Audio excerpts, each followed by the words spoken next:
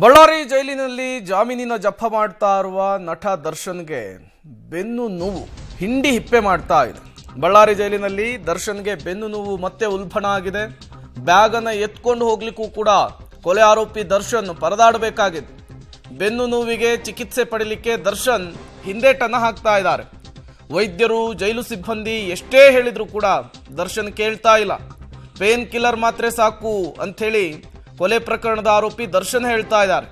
ಬಳ್ಳಾರಿ ಜೈಲಿನಲ್ಲಿ ದರ್ಶನ್ ಇದ್ದಾರೆ, ಜಾಮೀನಿನ ನಿರೀಕ್ಷೆಯಲ್ಲಿದ್ದಾರೆ. ಇದೇ ಸಂದರ್ಭದಲ್ಲಿ ಅವರಿಗೆ ಬೆನ್ನು ನೋವು ವಿಪರೀತವಾಗಿ ಕಾಡ್ತಾ ಇದೆ. ಮೊದಲೇ ಈ ಬೆನ್ನು ನೋವಿನ ಸಮಸ್ಯೆಯನ್ನು ಫೇಸ್ ಮಾಡ್ತಾ ಇದ್ರು.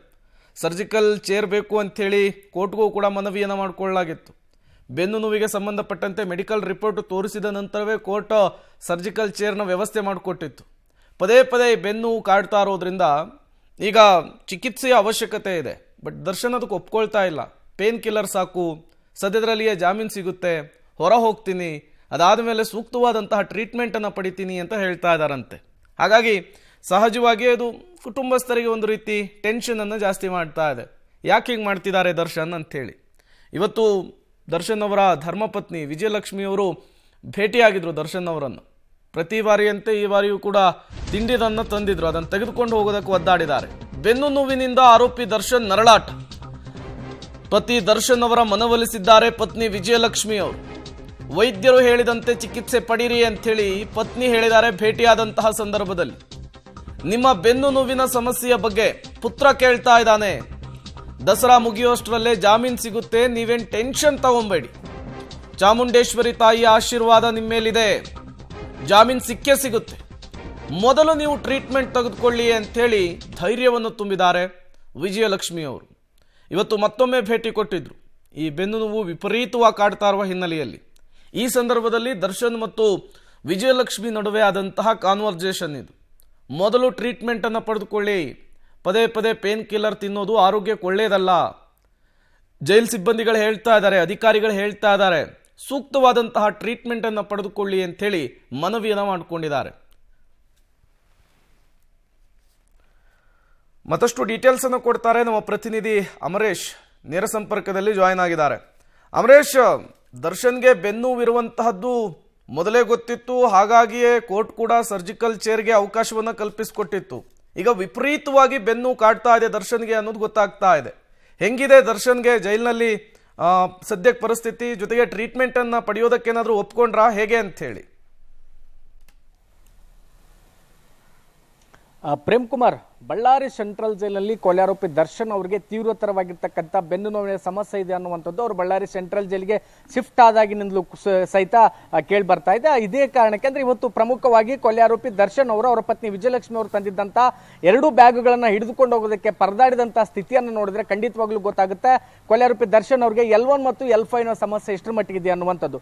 ಇದೇ ಕಾರಣಕ್ಕೋಸ್ಕರ ಬಳ್ಳಾರಿ ಸೆಂಟ್ರಲ್ ಜೈಲಲ್ಲಿ ಪ್ರತಿ ಬಾರಿಯೂ ಸಹಿತ ಕೊಲೆ ಆರೋಪಿ ದರ್ಶನ್ ಅವರ ಆರೋಗ್ಯ ತಪಾಸಣೆಯನ್ನು ಮಾಡಿದಂತ ಜೈಲಿನ ವೈದ್ಯರಾಗಿರ್ಬೋದು, ಮತ್ತೊಂದು ಕಡೆಗೆ ಬಳ್ಳಾರಿ ವಿಮ್ಸ್ ಆಸ್ಪತ್ರೆ ವೈದ್ಯರುಗಳು ಸಹಿತ ದರ್ಶನ್ ಅವರ ಆರೋಗ್ಯವನ್ನು ತಪಾಸಣೆ ಮಾಡಿದ ನಂತರದಲ್ಲಿ ಬೆನ್ನು ನೋವಿನ ಸಮಸ್ಯೆ ಹೆಚ್ಚಾಗಿದೆ, ಒಂದು ವೇಳೆ ಇದೇ ರೀತಿ ಪರಿಸ್ಥಿತಿ ಮುಂದುವರೆದ್ರೆ ಮತ್ತಷ್ಟು ಸಮಸ್ಯೆ ಆಗುತ್ತೆ ಅನ್ನುವಂಥ ರೀತಿಯಲ್ಲಿ ಅವರಿಗೆ ಮನವರಿಕೆಯನ್ನ ಮಾಡಿಕೊಟ್ಟಿದ್ರು. ಆದಷ್ಟು ಬೇಗ ನೀವು MRI ಸ್ಕ್ಯಾನ್ ಅನ್ನ ಮಾಡಿಸಬೇಕು, ಅದಾದ್ಮೇಲೆ ಸರ್ಜರಿ ಕೂಡ ಮಾಡಿಸಬೇಕಾಗುತ್ತೆ, ಇಲ್ಲದೇ ಇದ್ರೆ ಮತ್ತೆ ಹೆಚ್ಚಿನ ಸಮಸ್ಯೆ ಆಗುತ್ತೆ ಅನ್ನುವಂಥ ರೀತಿಯಲ್ಲಿ ಅದೆಷ್ಟೇ ಕನ್ವಿನ್ಸ್ ಮಾಡಿದ್ರು ಸಹಿತ ದರ್ಶನ್ ಅವರು ಒಪ್ಕೊಂಡಿರಲಿಲ್ಲ.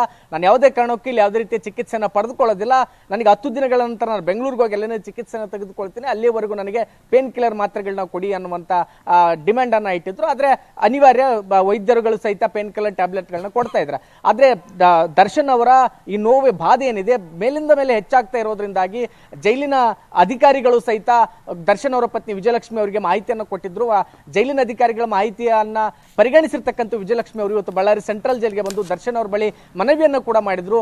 ವೈದ್ಯರು ಮತ್ತು ಜೈಲಾಧಿಕಾರಿಗಳು ಹೇಳಿದಂತ ಕೇಳಿ, ಯಾಕಂದ್ರೆ ಇದೇ ರೀತಿಯ ಪರಿಸ್ಥಿತಿ ಮುಂದುವರೆದ್ರೆ ಮುಂದೆ ತೀವ್ರತರವಾಗಿರ್ತಕ್ಕಂಥ ಸಮಸ್ಯೆ ಆಗುತ್ತೆ ಅನ್ನುವಂತ ಮನವಿಯನ್ನ ದರ್ಶನ್ ಅವ್ರಿಗೆ ಹೇಳಿದ್ರ ಭಾಗವಾಗಿ ದರ್ಶನ್ ಅವರು ಒಂದು ಹಂತದಲ್ಲಿ ಒಪ್ಕೊಂಡಿದ್ರು. ಅಂದ್ರೆ ಈಗ ಸೆಷನ್ ಕೋರ್ಟ್ ನಲ್ಲಿ ಜಾಮೀನು ಅರ್ಜಿ ವಿಚಾರಣೆ ನಡೀತಾ ಇದೆ, ಎಲ್ಲ ವಿಚಾರಣೆ ಮುಗಿದ ನಂತರದಲ್ಲಿ ತೀರ್ಮಾನ ಮಾಡೋಣ, ಆ ರೀತಿ ಅನ್ನೋದಾದ್ರೆ ಖಂಡಿತವಾಗಿಯೂ ಸಹಿತ MRI ಸ್ಕ್ಯಾನ್ ಅನ್ನ ಮಾಡಿಸೋಣ, ಅದಾದ್ಮೇಲೆ ಮತ್ತೆ ಶಸ್ತ್ರಚಿಕಿತ್ಸೆಯ ಅಗತ್ಯತೆ ಇದ್ರೆ ಅದನ್ನು ಕೂಡ ಮಾಡಿಸೋಣ ಅನ್ನುವಂತ ಮಾತನ್ನ ಹೇಳಿದ್ದಾರೆ.